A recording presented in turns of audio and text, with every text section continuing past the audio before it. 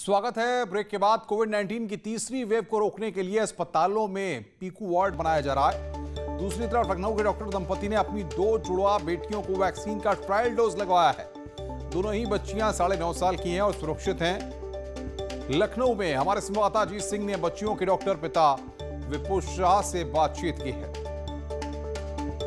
तीसरी लहर से बचाने के लिए सरकार लगातार तैयारी कर रही है। हॉस्पिटलों में पीकू वार्ड बना रही है। उसी बीच लखनऊ के डॉक्टर विपुल शाह ने अपनी 2 बेटियों को वैक्सीन का ट्रायल करवाया, बाकायदा कानपुर जाकर। हमारे साथ डॉक्टर विपुल शाह साहब मौजूद हैं। सर, किस तरीके से आपने ये फैसला लिया, पहले तो ये बताइए। देखिए, हम लोग 10,000 डॉक्टर्स का फेसबुक पे ग्रुप है और हम लोग जो है वो जब से कोविड शुरू हुआ है तब से वो 10,000 लोग जो है वो हमेशा कोविड के बारे में डिस्कस करते हैं, नई रिसर्च डिस्कस करते हैं। हम लोगों ने सब लोगों ने जो है पूरे ग्रुप के लोगों ने ये डिसाइड किया कि हम लोग जितने ज़्यादा से ज़्यादा जो है वो ट्रायल्स में पार्ट लेंगे उतना ही हम जो है वो जनरल पब्लिक में कॉन्फिडेंस बढ़ा सकेंगे वैक्सीन के प्रति। अगर हम लोग एज अ डॉक्टर खुद ही अपने बच्चों को नहीं लगवाएंगे तो फिर हम किस मुंह से जो है वो। आपकी बेटियां छोटी हैं, कहा जा रहा है कि 9 साल की बेटी है, तो दोनों बेटियों का कितनी उम्र है और किस क्लास में पढ़ती हैं? 9.5 साल की हैं, ट्विन्स हैं, 4th क्लास में पढ़ती हैं। किसी भी वैक्सीन में जिंदा वायरस के कंपैरिजन में रिस्क बहुत कम है। अगर आपके शरीर में इन्फेक्शन गया, नॉर्मल इन्फेक्शन गया कोरोना का, तो वायरस आपके शरीर में घुस करके मल्टीप्लाई करेगा, जबकि वैक्सीन के साथ ऐसा नहीं है। तो इसीलिए से किसी भी तरह से देखा जाए क्या कहा गया है, जो आपने जब वैक्सीन दोनों बच्चियों को लगवाई है तो कितने दिन तक प्रिकॉशन में रखने को कहा गया है? देखिए, क्योंकि हम लोग डॉक्टर्स हैं इसीलिए हमसे जो है ये नहीं बोला गया कि जो है इतने दिन जो है करें, बट हम सबको पता ही है कि वैक्सीन लगने के बाद जब तक एंटीबॉडी नहीं बन जाए, और एंटीबॉडी बनने का जो है सेकेंड डोज के बाद जो है कम से कम 2 हफ्ते 3 हफ्ते इंतज़ार करना चाहिए एंटीबॉडी बनने का। तो हम ये माने कि 1.5 महीने का जो है समय और है एंटीबॉडी बनने का।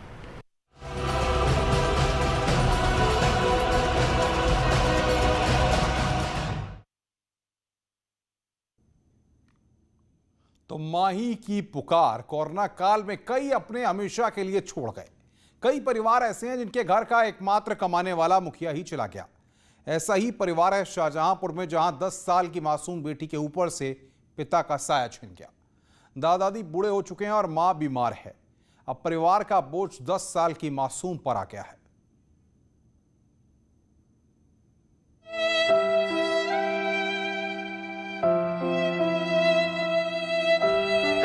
कहते मेरे घर पे घर गया पूरी तरीके से, इतना बड़ा पहाड़ टूट गया।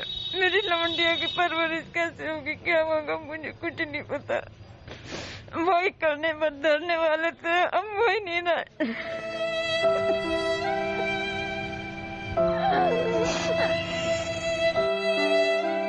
हे भगवान, ये क्या कर दिया।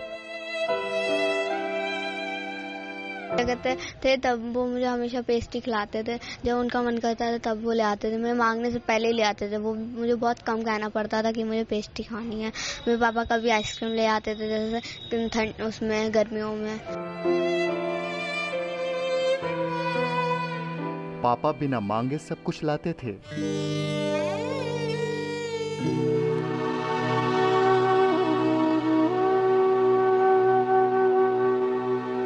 लेकिन अब इस मासूम के ऊपर परिवार का पूरा बोझ आ गया है। ये है 10 साल की मासूम माही। शाहजहांपुर के खिरनी बाग में अपने बूढ़े दादा दादी और बीमार मां के साथ रहती है।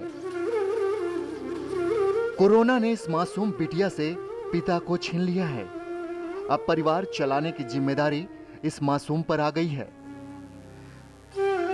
क्लास 6 की पढ़ाई छोड़कर माही अब सड़क पर आ गई है और शर्ट बेचकर परिवार का खर्च चलाने को मजबूर है। जब पापा की कोरोना से मौत हुई थी, इसलिए क्या कहते उसके बाद फिर हमारा परिवार बिल्कुल बिखर गया।